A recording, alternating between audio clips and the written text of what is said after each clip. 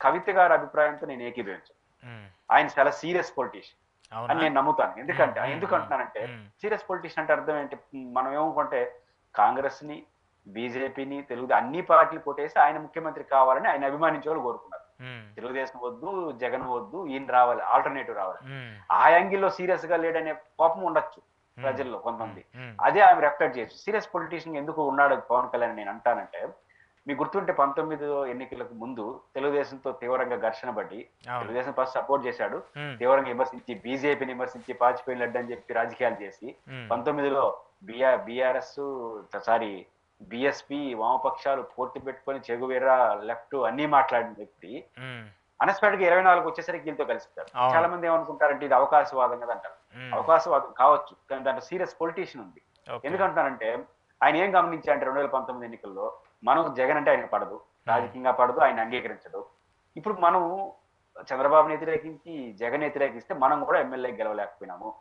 జగన్ గెలిచి కూర్చున్నాడు. హ్మ్. రేపు 24లో కూడా మళ్ళీ ఒంటరిగా పోటీ చేస్తే హ్మ్.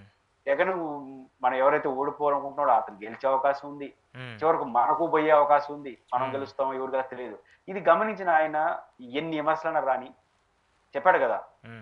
తెలుగుదేశం పార్టీని, బీజేపీని కలవడానికి దొబ్బులు తిన్నాను నేను ఢిల్లీ వాళ్ళ దగ్గర అన్నాడు. అవును. అవును. అంటే హ్మ్.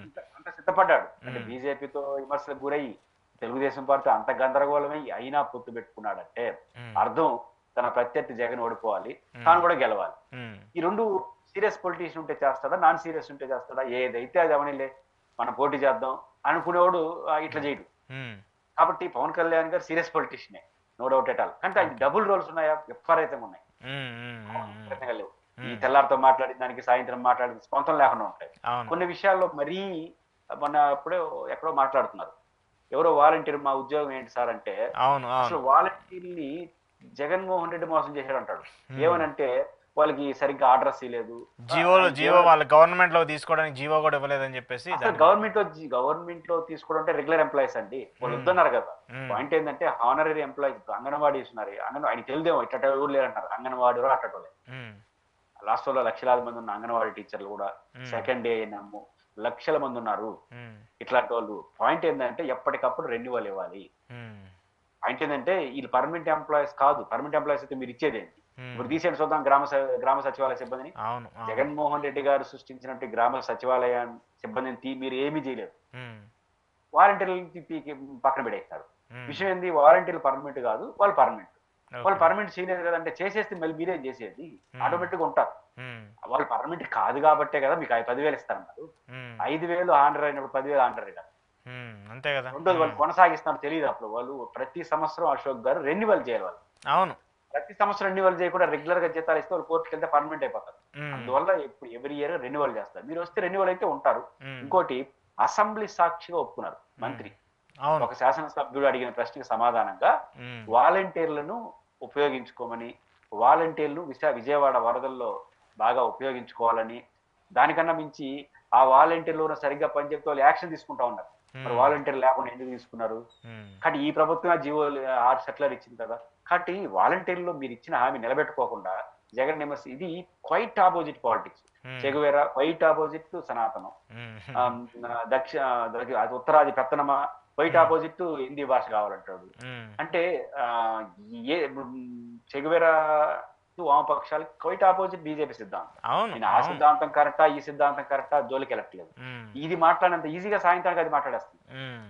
అదొక విచిత్రంగా. కాబట్టి ఖచ్చితంగా ఈ విషయంలో కవిత గారిని ఎవరైనా విమర్శిస్తారు. హ్మ్. దాంట్లో డౌటే లేదు. బట్ కవిత గారి విమర్శలో నాన్ సీరియస్ అనే పొలిటీషియన్ మాత్రం నేను ఒప్పుకోను. Plus okay. దురదృష్టవశాత్తు డిప్యూటీ సీఎం అనేది దురదృష్టం ఎట్టా ప్రజలు ఎన్నుకున్నారు గదా! హ్మ్. కాబట్టి దురదృష్టం ఎట్టా అవుతుంది. ఆయన రాజకీయంగా విభేదించొచ్చు గానీ, ఆయన కాకపోతే ఎందుకు మాట్లాడారు అంటే, రేపు ఖచ్చితంగా 2 కారణాలు. ఒకటి హ్మ్. ఆయన బీజేపీతో ఉంటాడు. హ్మ్.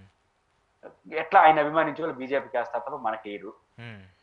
కానీ పవన్ కళ్యాణ్ గారి వెళ్ళి ఇప్పుడు బీఆర్ఎస్ పార్టీకి వ్యతిరేకంగా అంటే కాంగ్రెస్‌కి వ్యతిరేకంగా కొన్ని ఓట్లు బీజేపీకి కూడా పడతాయి హ్మ్. తెలంగాణలో. హ్మ్. ఇప్పుడు పవన్ కళ్యాణ్ సీరియస్‌గా విమర్శించడం ద్వారా హ్మ్. కాంగ్రెస్‌కి అనుకూలంగా ఉండే ఒక క్యాస్ట్ కావచ్చు, లేదా రాజశేఖర్ అభిమానులు హ్మ్. పవన్ కళ్యాణ్ సీరియస్‌గా విమర్శించింది కదా! కాబట్టి హ్మ్. వీళ్ళందరూ బాట వెళ్తారు. హ్మ్. అంటే ఉంటే కాంగ్రెస్‌తో ఉంటారు. కాంగ్రెస్ నుంచి వద్దనుకుంటే బీఆర్ఎస్‌కి ఒక ఓటు కూడా పోకుండా డైరెక్ట్‌గా ఆహ్, బీఆర్ఎస్‌కొచ్చేస్తారు.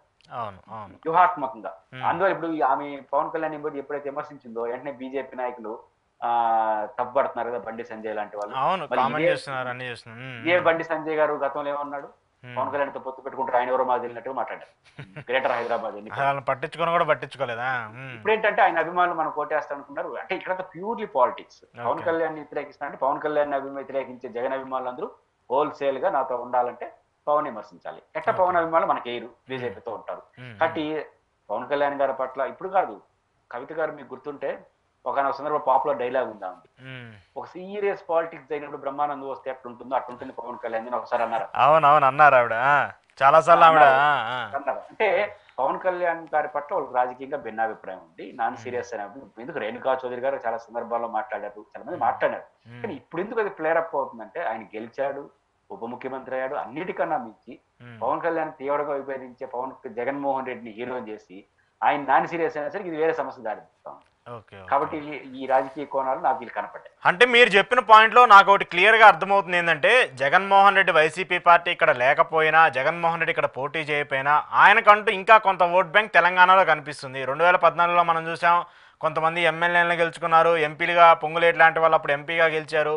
సో, అయితే తెలంగాణలో కూడా ఇంకా వైసీపీకి సంబంధించిన ప్రాబల్యం కనిపిస్తుందనేది కనిపిస్తుంది. ఆ ఓట్ బ్యాంక్ కోసం ఏ రాజకీయ పార్టీలు ఆ రాజకీయ పార్టీలు కొంతమంది కాంగ్రెస్ వాళ్ళు అయితే రాజశేఖర రెడ్డి గారి పేరును వాడుకుంటే ఇటు బీఆర్ఎస్ లాంటి వాళ్ళు జగన్మోహన్ రెడ్డిని డైరెక్ట్గా ఆయన్ని పొగుడుతూనో లేదంటే ఆయన సామాజిక వర్గం ఓట్ బ్యాంక్ని గ్రాప్ చేయడానికో ప్రయత్నాలు జరుగుతున్నట్టు కనిపిస్తున్నాయి కదా.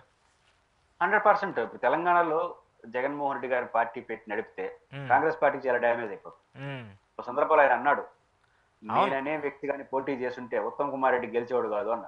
ఉమ్, పేరు చెప్పి చెప్పాడు. ఆ నియోజకవర్గంలో నా పార్టీకి సంబంధించిన లీడర్ ఉన్నాడు. నేను పోటీ చేస్తానన్నాడు. జస్ట్ నా అభ్యర్థిగా నామినేషన్ చేస్తే ఉత్తమ్ కుమార్ రెడ్డి ఓడిపోయాడు. మేము గెలవం. ఉమ్, ఉత్తమ్ కుమార్ రెడ్డి గ్యారెంటీ ఓడిపోతాడు. ఈ రోజు కూడా జగన్మోహన్ రెడ్డి గారిని సీరియస్ పాలిటిక్స్ తెలంగాణ చేస్తే కాంగ్రెస్ పెద్ద దెబ్బ. అవును. కానీ కాంగ్రెస్ కు దెబ్బ అంటే ఆ ఓట్లని ఎవరికి రావాలి? అంటే బీజేపీకి రావచ్చు, ఆర్ బీఆర్ఎస్ బీఆర్ఎస్ కావచ్చు ఇద్దరికి. ఉమ్, అంటే ఇప్పుడు బీజేపీతో ఉండే ఒక వ్యక్తిని తీవ్రంగా విమర్శించడం ద్వారా ఆ ఉమ్, ఓట్లు బీజేపీకి వెళ్లకుండా కాంగ్రెస్ లో ఉన్నటువంటి రెడ్డి కమ్యూనిటీ కావచ్చు, జగన్ అభిమానించే వాళ్ళు కావచ్చు, అవుట్ రేట్ గా ఇప్పుడు మొన్న ఎన్నికలు వచ్చేసరికి ఏమైంది? రేవంత్ రెడ్డి అవుతాడా ఎవరు అవుతారో తెలియదు. ఉమ్, రెడ్డి అయితే అవుతాడు. ఉమ్, ఇది జగన్ అభిమానించేవాడు ఉన్న లాజిక్ మొన్న ఉమ్, 2018లో. ఉమ్, కాబట్టి బీఆర్ఎస్ 10 ఏళ్ళు ఉంది, కోపం ఉంది, మనోడు అవుతాడులేని మొత్తం అవుట్ సైడ్ గా జగన్ అభిమానించాడు కాంగ్రెస్ కేసేసినారు. ఉమ్, ఉమ్, ఎప్పుడైతే రేవంత్ రెడ్డి ముఖ్యమంత్రి అవడం, ఆ రేవంత్ రెడ్డి గారు చంద్రబాబు నాయుడు గారితో పట్ల పాజిటివ్ ఒపీనియన్‌తో ఉండడం, జగన్‌ని విమర్శించడం, షర్మిలని ప్రోత్సహించడం, ఉమ్, ఇవన్నీ చూసినప్పుడు జగన్‌ని అభిమానించేవాళ్ళు దాని నుంచి సైడ్ అవుతారు. ఓకే. ఇంకా ఈ ప్రభుత్వం మీద వ్యతిరేకత కూడా వస్తుంది కాబట్టి, జగన్‌ని ప్రేమించేవాళ్ళు గట్టిగా బీఆర్ఎస్ ఎప్పుడు కూడా కష్టాల్లో ఉన్నప్పుడు సపోర్ట్‌గా నిలబడినవాడిని ఎప్పుడు మర్చిపోరు. ఉమ్, ఇప్పుడు జగన్ ఒక రకం కష్టాల్లో ఉన్నాడు.